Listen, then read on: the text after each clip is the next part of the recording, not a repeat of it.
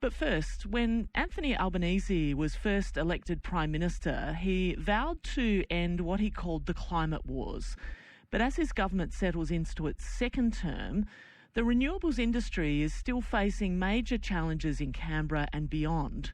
With big projects falling over in the face of some local pushback, the sector's lobby group has conceded it needs to increase its efforts to win support, and it's admitted that gas will need to play a role in Australia's energy transition. Chris O'Keefe is the national spokesperson for the Clean Energy Council and joins me now. Chris O'Keefe, welcome to Breakfast.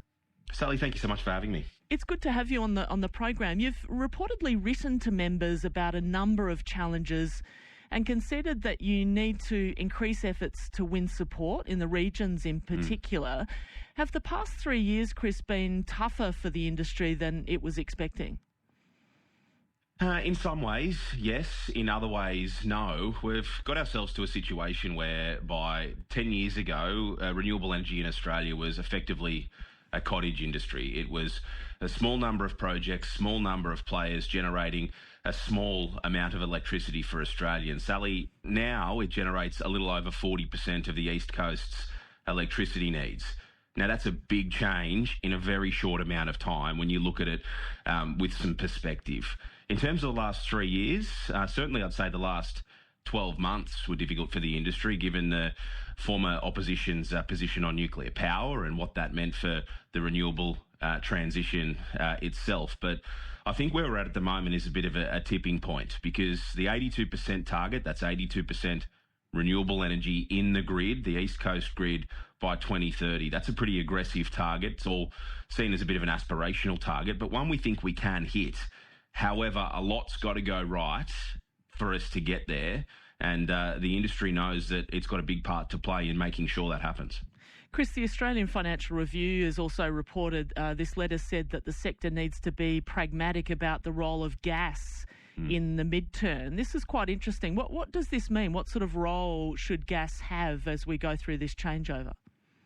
I think it's just being pragmatic and honest with Australians that gas, albeit we don't want to use too much of it because it's very expensive burning gas for electricity, we will still need it to firm up renewable energy sources, be it wind, be it solar, and be it large batteries and pumped hydro. So we are going to need gas. So these gas peaking plants are essential in the short to medium term as we transition Australia's grid away from largely coal-fired power stations. And Sally, if we don't use gas peaking plants, which emit 60% fewer emissions, CO2 emissions that is, than coal-fired power plants, what will occur is that coal plants, which are old, unreliable and breaking down every second day, will need to be extended at the taxpayer's cost. Now, we don't want to see that. We want to see solar, we want to see wind, we want to see big batteries, and then use a little bit of gas at the periods of time whereby we need it, middle of winter, middle of summer, whenever it's necessary.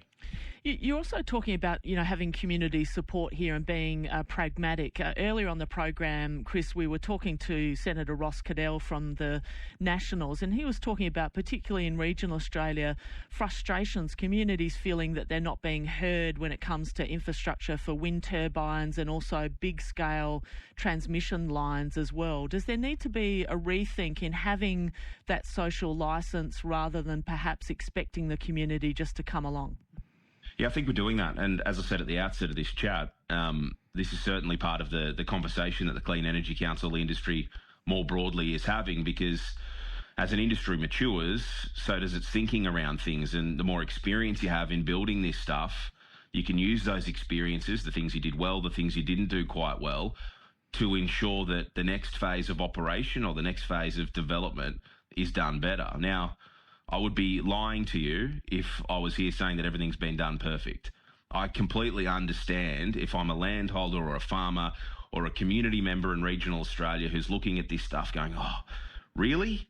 Is this what's going in my backyard? I don't think that the industry has done a perfect job of explaining exactly what we're doing and partnering with regional communities so everybody sees the benefits. And that's what we're focusing on, because, the political will's there, the political settings are there. 94 seats in the House of Representatives. Australia voted for a green energy grid. That is what we are determined to deliver. But while this is a national challenge, without a doubt, it will only be achieved at a local level. And Sally, without partnering with regional communities properly so they see the benefits, this thing's not going to happen. Chris, just really briefly, the Coalition is yet to settle on its climate policies. Nationals MP Barnaby Joyce wants to introduce his own legislation repealing Australia's net zero target. What will happen if the Coalition agrees to dump the goal? Well, I'll leave that to the Coalition. We're dealing with a government with a pretty thumping minority, and majority.